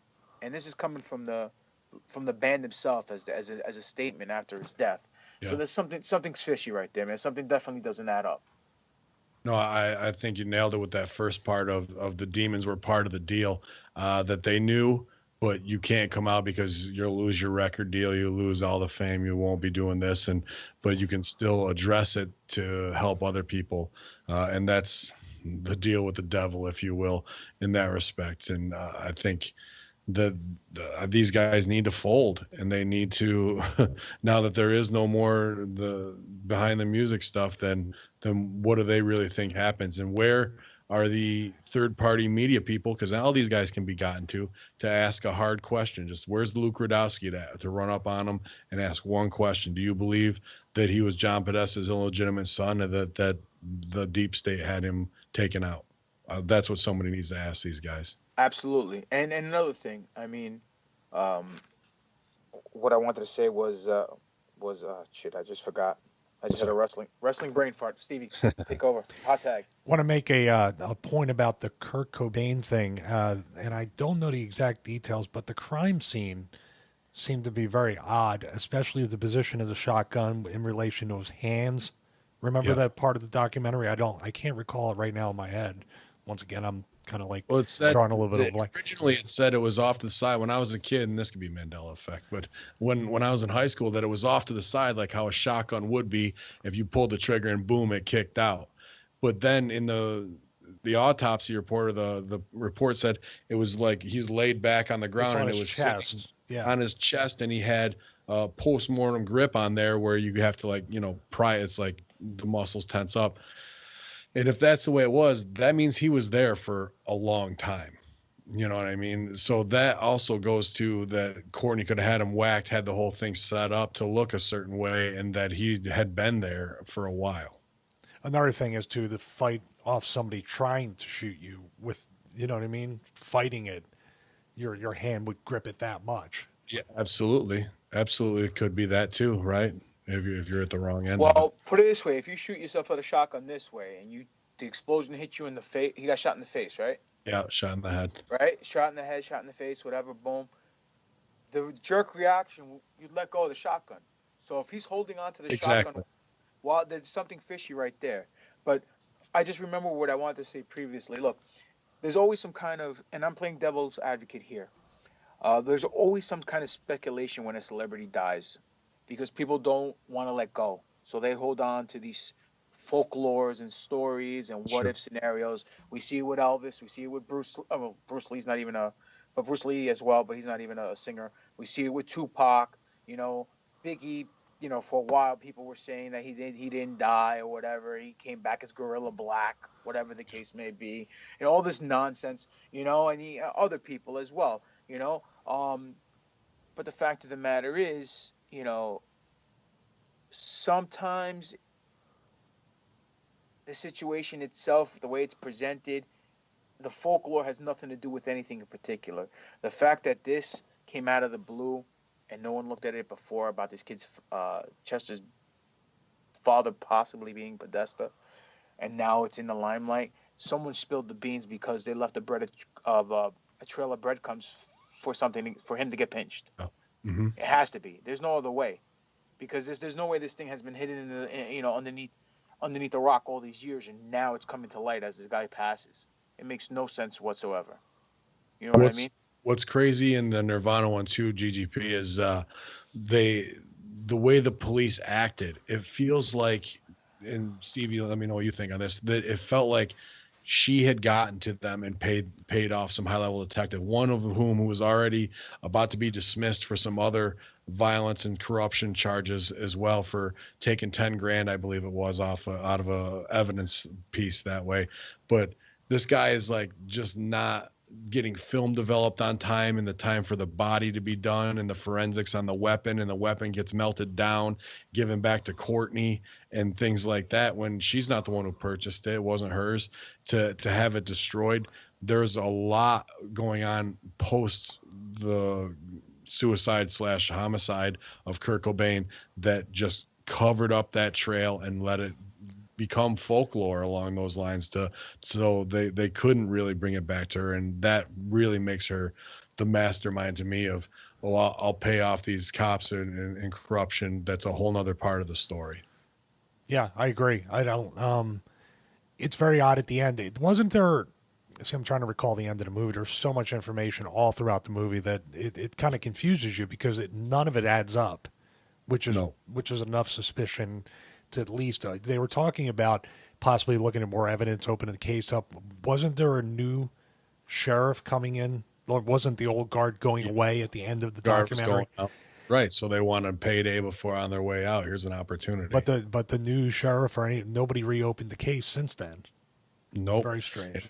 And most of the film was never released. They did a little bit for a book later on, but it's like the picture of the heroin box, and then like you can see his shoe, and when the medical examiner did the wallet biopsy on him and took his license out and set it on top. Like that's the iconic piece. But the way it came out was that Kurt took his license out and put it on top of his wallet. He didn't do that. That was the EMTs who came in. So when he blows his head off, everybody will know it was him. That kind of thing. Like, that would have been a little bit too much, right? But no, I mean that's what people wanted to believe back in the 90s. But that doesn't make any sense. I'm sorry to cut you off too, because not for nothing. If you're gonna blow your brains out, the wallet's in your back pocket or in your front pocket, so people are gonna know who it is because the wallet's in the driver's license in the wallet.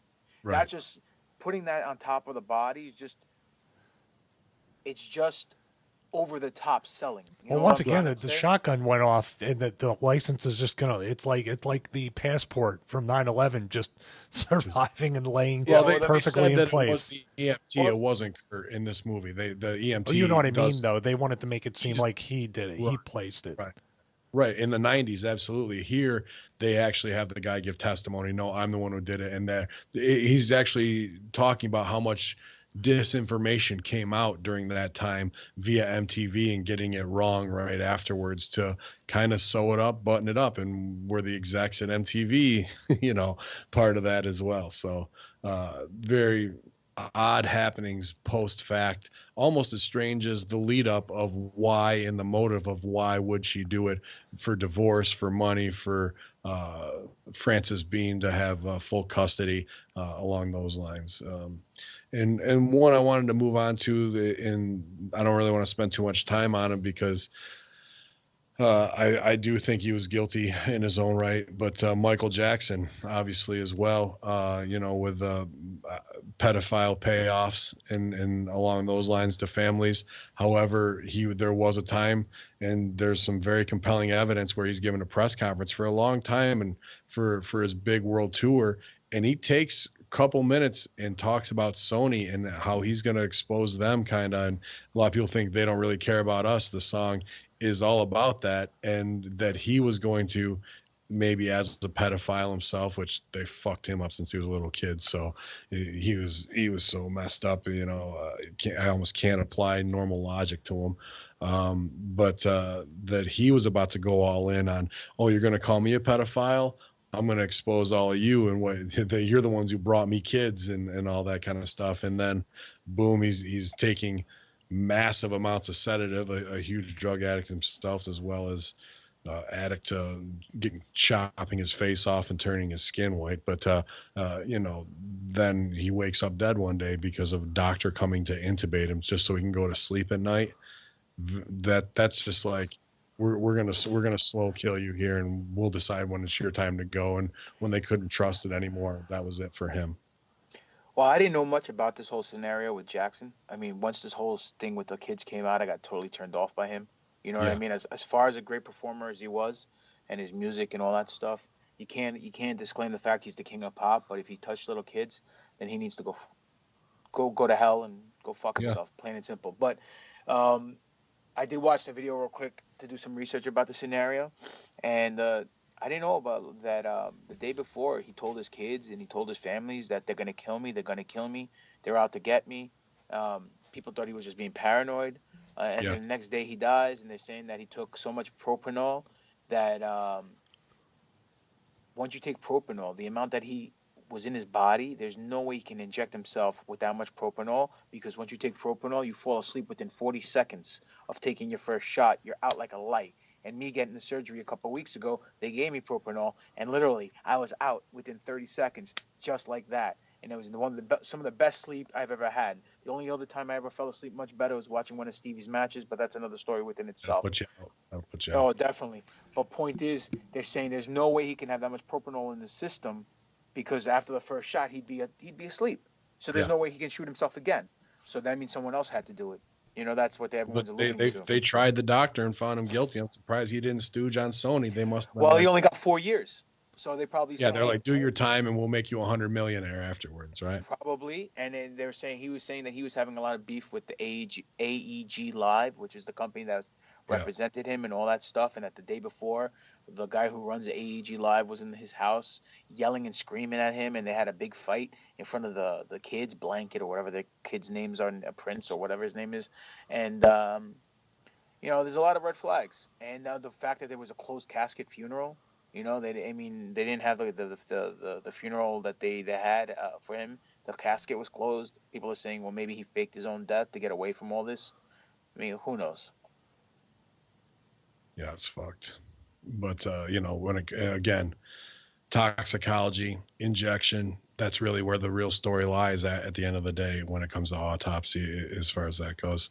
And then, you know, we'll use this to transition into the one that's closest to us, man, the taboo thing that changed our industry forever, really, and that's Chris Benoit family tragedy. And when you talk about the toxicology report as a piece of the evidence, supposedly there was 10 beer bottles and wine bottles found all over, which makes you think, oh, he had to get wasted in order to do what he needed to do to get rid of his family. But when they and steroids that he injected himself with, the steroids found in his body don't match what they found in his house, and there was no alcohol found in his system. There was codeine and Xanax, thank you. And you know, you talk about Chavo Guerrero's call to him. He was on the phone live to Chavo, and he said somebody's at the front door, and he leaves the phone on, and there's a scuffle that Chavo can hear or what have you, and then the phone just kind of hangs up, goes dead with no goodbye. And you know, later when he calls back from the cell phone or what have you, he tells him the "I love you" bit, which sticks out, and he sounds out of breath, like he's been working a match with Stevie, and you know, along those lines. And he just is not himself. Was he sedated at that point, you know, with pills, and somebody had gotten to him and done that? And other parts that stick out in my mind, and this just became relevant again because I'd seen stooge reports that, oh, Chris Benoit killed his kid by choking him out, where or breaking his neck, because the first part was that he held a pillow over his face. Now that's not going to break your neck, right? And that the other part was that she was bound up and tied up. Does Chris Benoit really need to do a bind torture gimmick on her? Like, if he was going to kill her, he's got plenty of strength to manhandle any woman or any child in that respect. And to me, that sounds like a home invasion when you tie somebody up.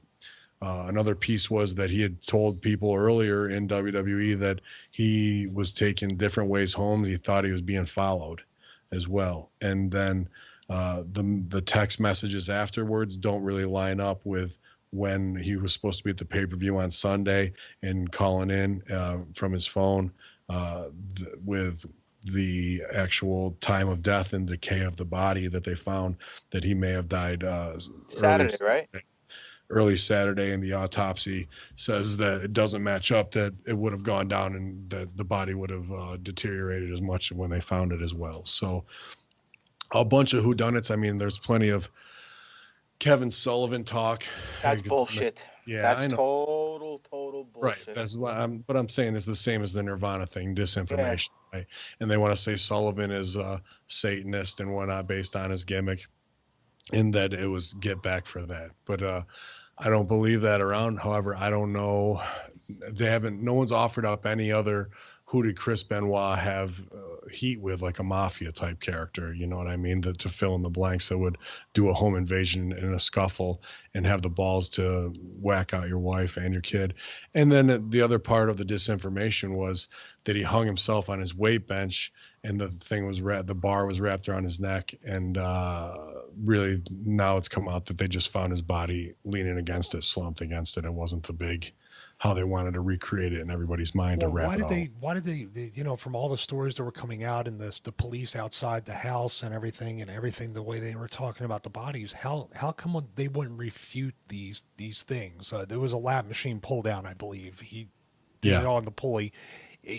And that was Sunday. Supposedly it was a Friday to Sunday timeline, correct? Right. Nancy on Friday, the kid maybe on Saturday. And they painted a really gruesome picture of she was gone, and then it was like basically many, many hours that the kid was in the house, Benoit was in the house trying to, I guess, and where Nancy's body was is changed 3 times as well. But that's what I mean. The cops who were there, how is it not a, you know, the Kevin Sullivan thing is just insane. That's just believing the gimmick for so many years that he's far beyond. They worked together for all these years in WCW. He booked them to be champion. There's things that happened that would say if it was going to happen, it would have happened sooner rather than later. There's one thing, and I might be skipping a little bit, but I never seen this before. Rene Dupree, he worked in WWE. I'd worked with him a few times. Were we kind of getting to this? No, go for it. You can take it, man. I saw this too. This is the weirdest thing because I didn't know this fact, and I knew who this other wrestler was that I'm going to mention. This is a quote from him. I'd like to talk about one thing that nobody talks about. There was another body found that day.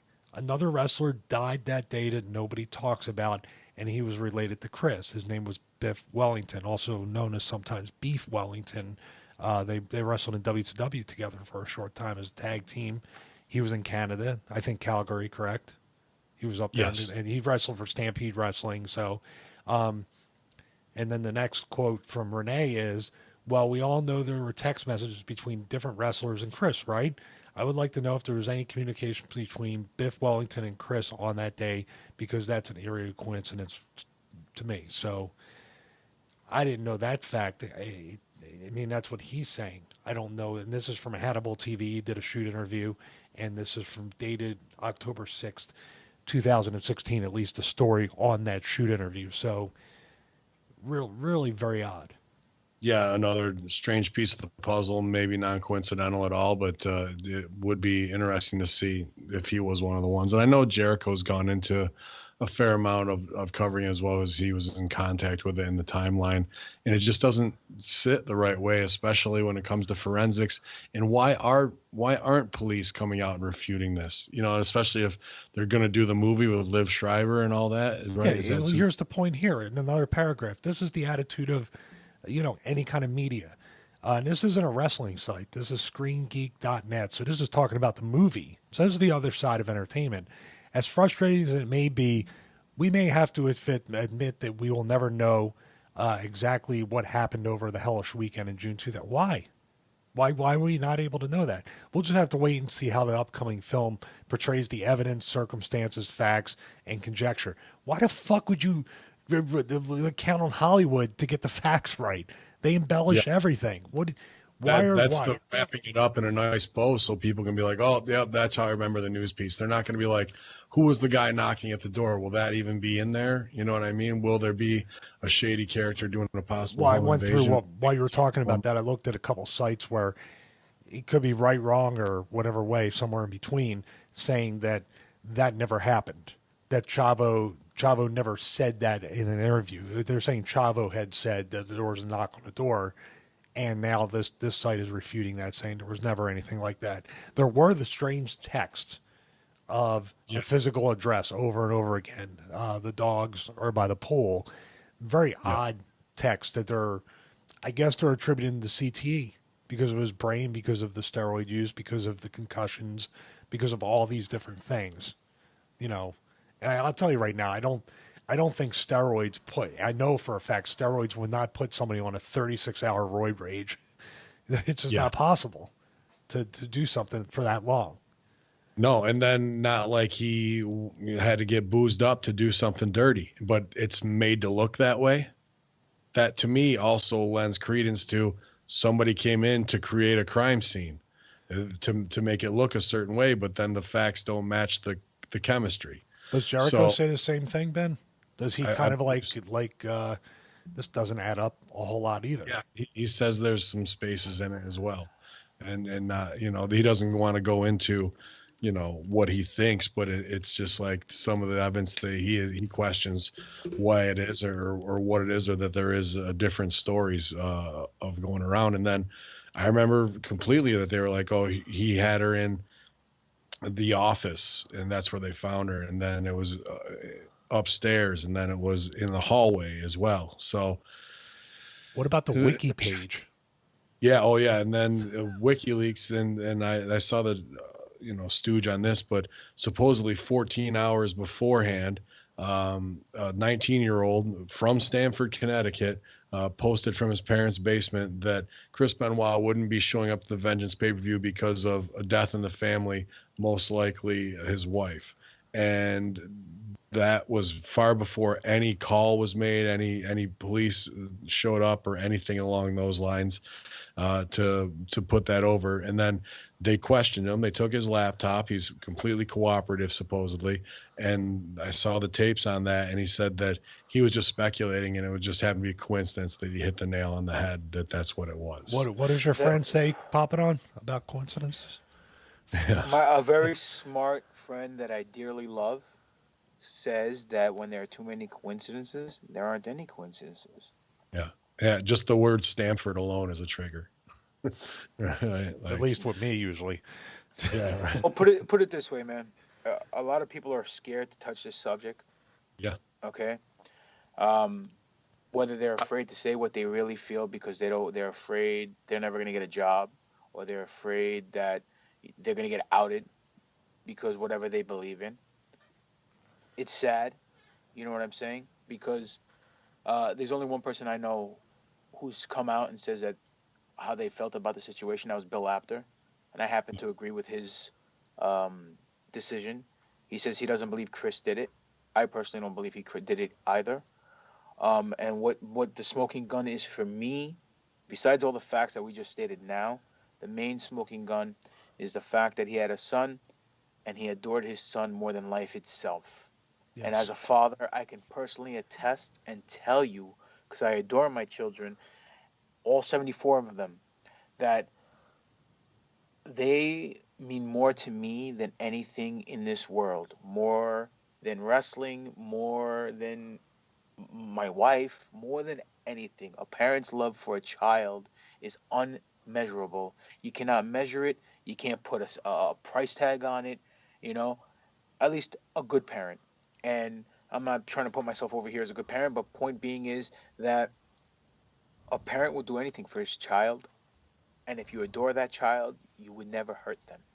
So I can't fathom from that retrospect alone how someone would do that to his kid.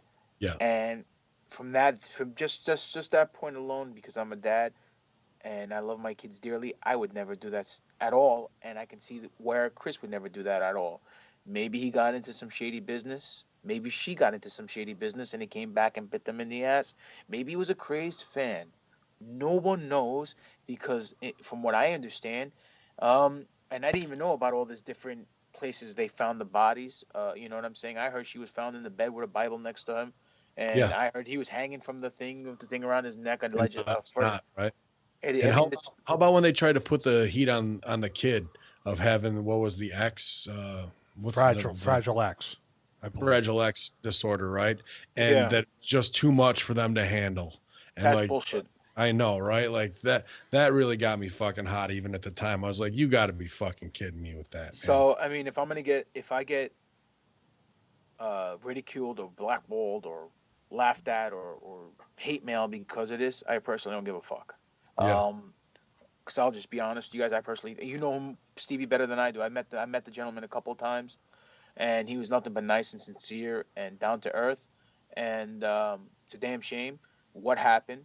But, you know, regardless of the fact he was a good wrestler or not, that has nothing to do with it. Just from when people say that stuff, and the value of a human being or how good of a person they are is how good of a wrestler they are. Let me tell you, Chris wasn't one of them, but it's usually inversive. It's inverse to how they are as a human being. The top, he was, and I saw firsthand at WrestleManias and pay-per-views and TVs, and he would be very doting over Daniel and very he couldn't.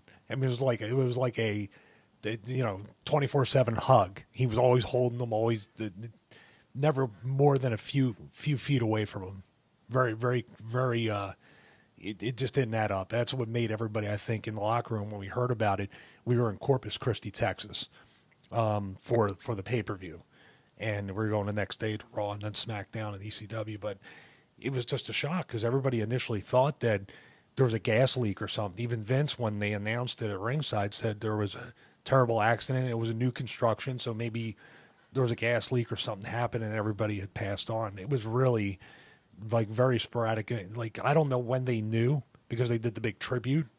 There's a conspiracy saying they knew before and still went ahead with the thing. I don't believe that because Vince would not succumb to that kind of pressure. He would be like, that's bullshit. I'll go out there, and he would have said what he said when he found out the real details and erase them from history.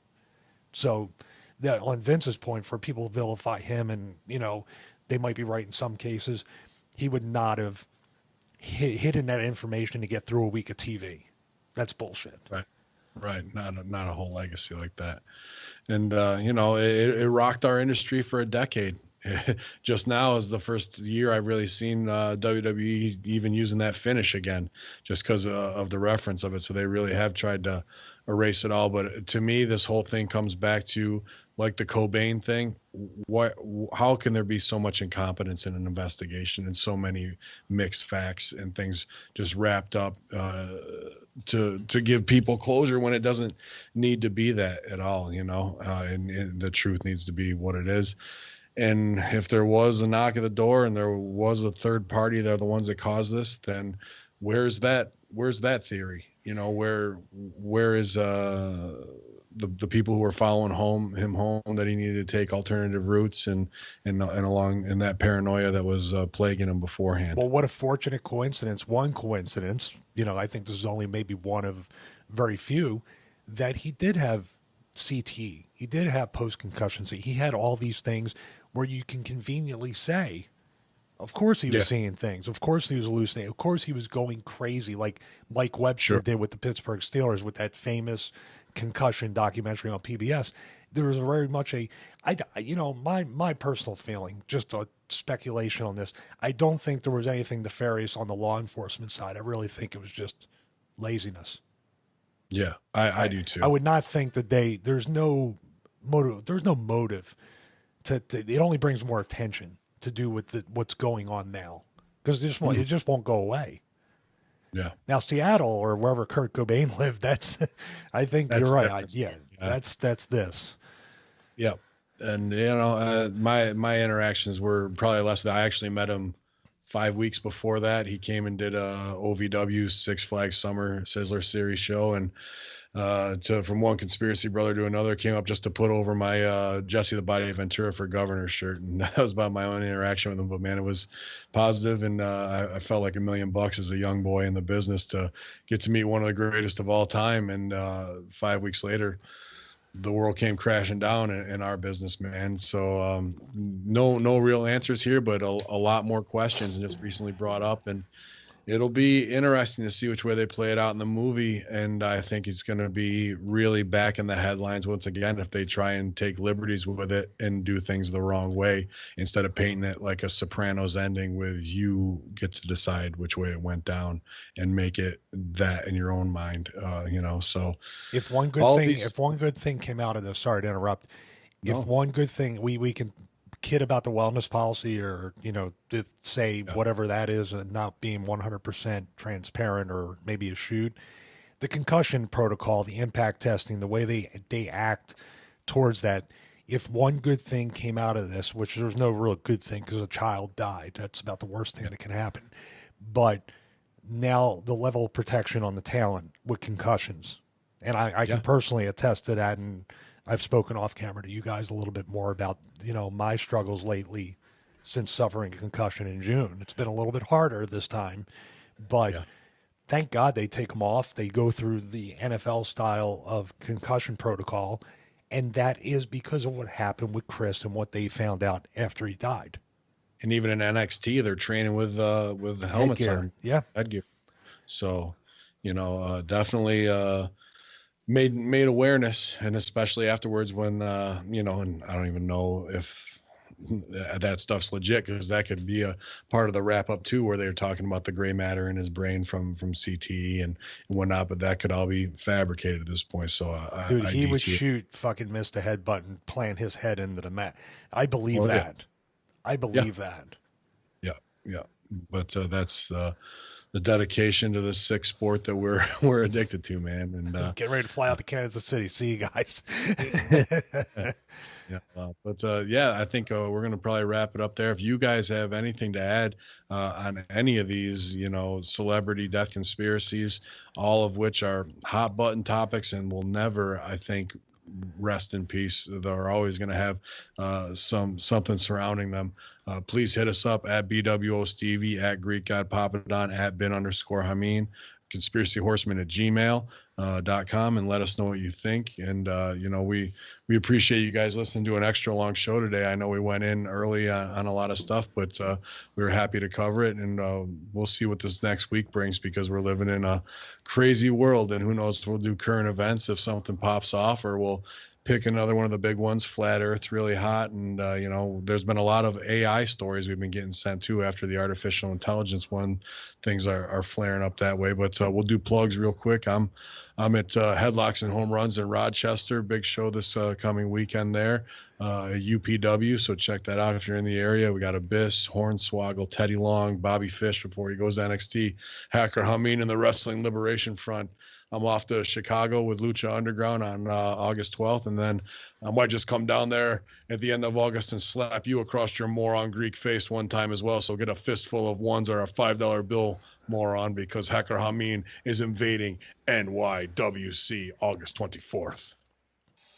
Well, as of right now, August 16th, I'll be wrestling for New York Wrestling Connection at a Tropic show, which is at a nightclub. It's the middle of the week.